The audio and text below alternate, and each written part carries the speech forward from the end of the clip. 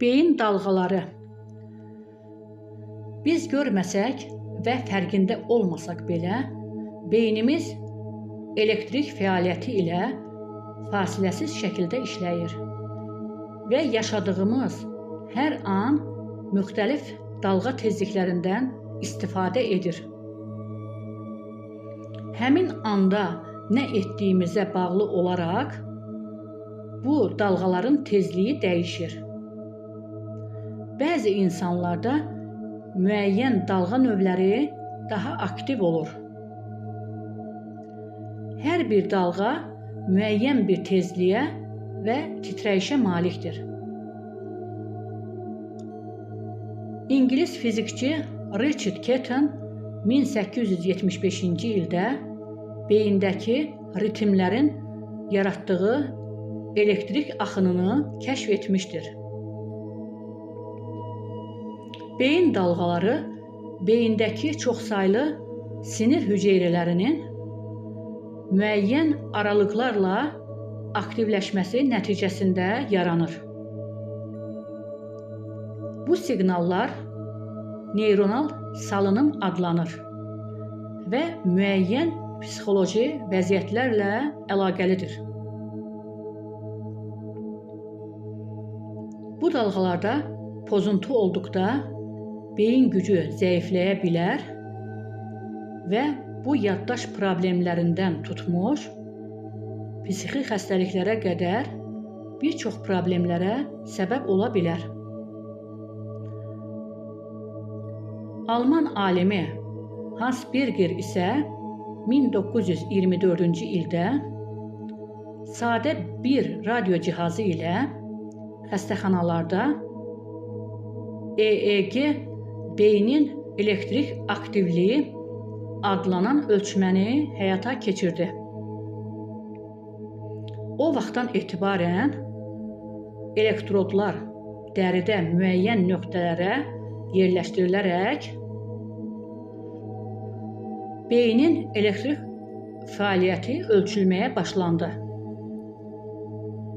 Bu alimə görə beyin dalğaları insanın şüur vəziyyətinə görə dəyişir və müxtəlif tezliklərdə olur.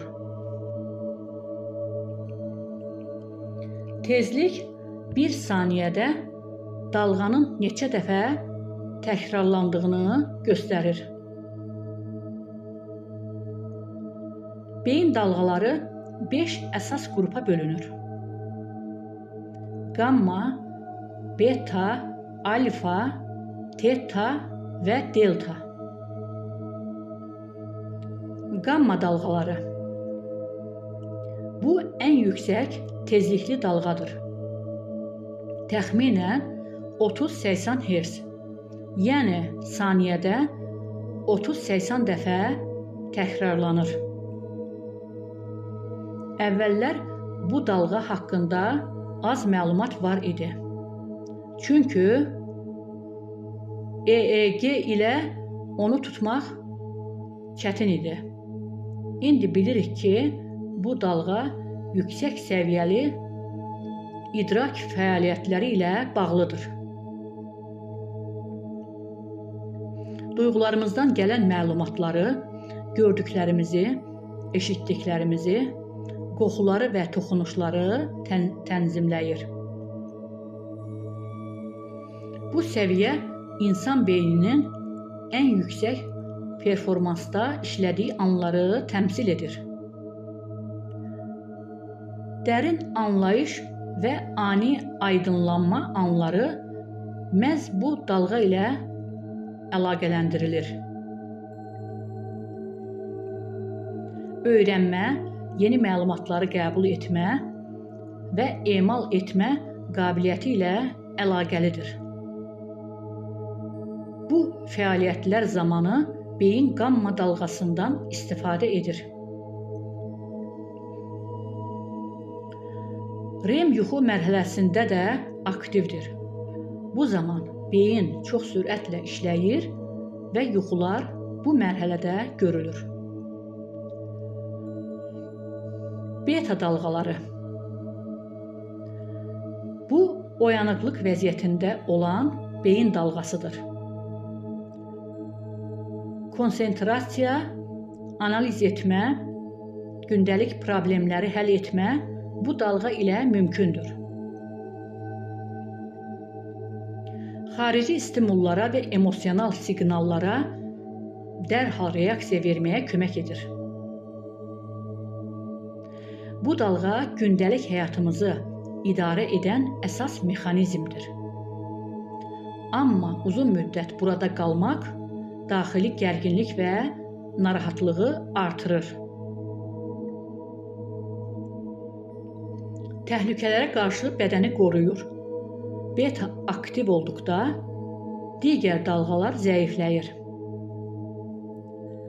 Bu dalğa sayəsində insan növü təkamül edib və həyatda qala bilib. Çünki təhlükəni tez hiss edib, qaç və ya döyüş reaksiyasını aktivləşdirir. Amma uzun müddət beta vəziyyətində qalmaq problemlər yaradır.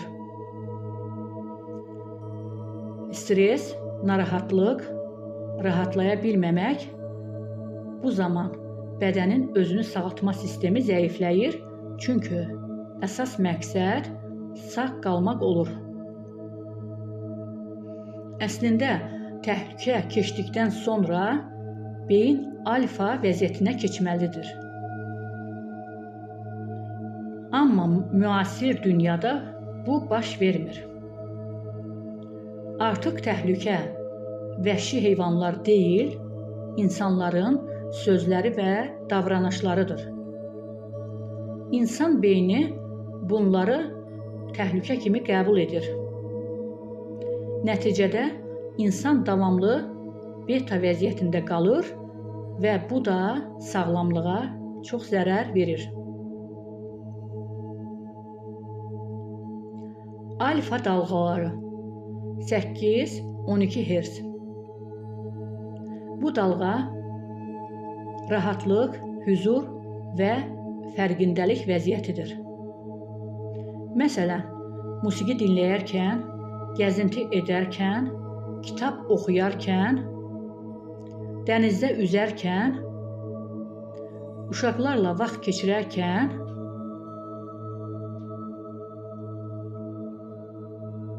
bu hallarda beyin alfa vəziyyətində olur. Alfa vəziyyəti insanın həm bədən, həm də ruh olaraq balans tapdığı nöqtədir. Bu daxili sakitliyin və şəfanın başladığı təbii haldır.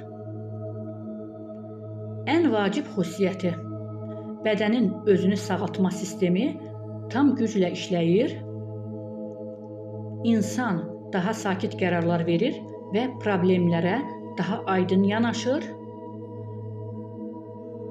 Xəstəxanalarda xəstələrə musiqi dinlədilməsinin səbəbi də budur.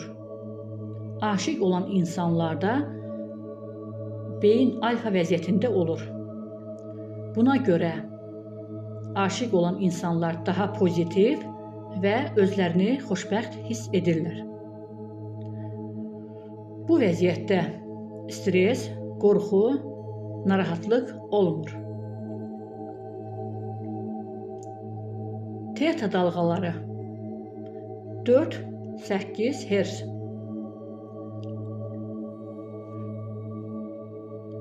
Bu dalğa yuxuya keçid, meditasiya və yaradıcılıq vəziyyətidir. Teta səviyyəsi şuur altına açılan qapı kimi qəbul edilir. İlham və dərin daxili görüntülər bu dalğada daha asan ortaya çıxır. 2-5 yaşlı uşaqlarda bu dalğa çox aktiv olur. Sonradan azalır.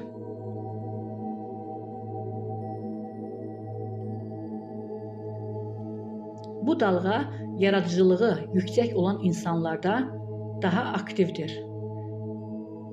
Meditasiya zamanı bu səviyyəyə keçmək yaradıcılığı artırır, daxili harmoniya yaradır.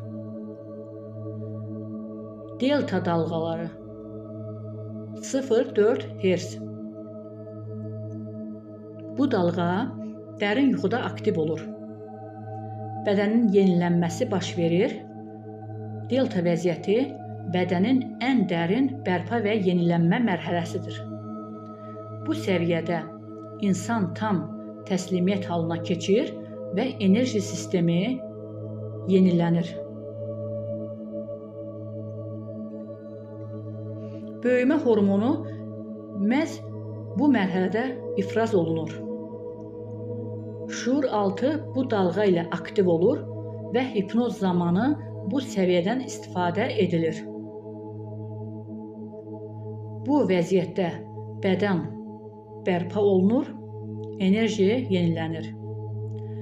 Ümumi nəticə olaraq beta stres, sağ qalma rejimi, alfa rahatlıq, şəfa, balans, teta yaradıcılıq, meditasiya, delta dərin şəfa və yenilənmə, qamma yüksək idrak fəaliyyəti.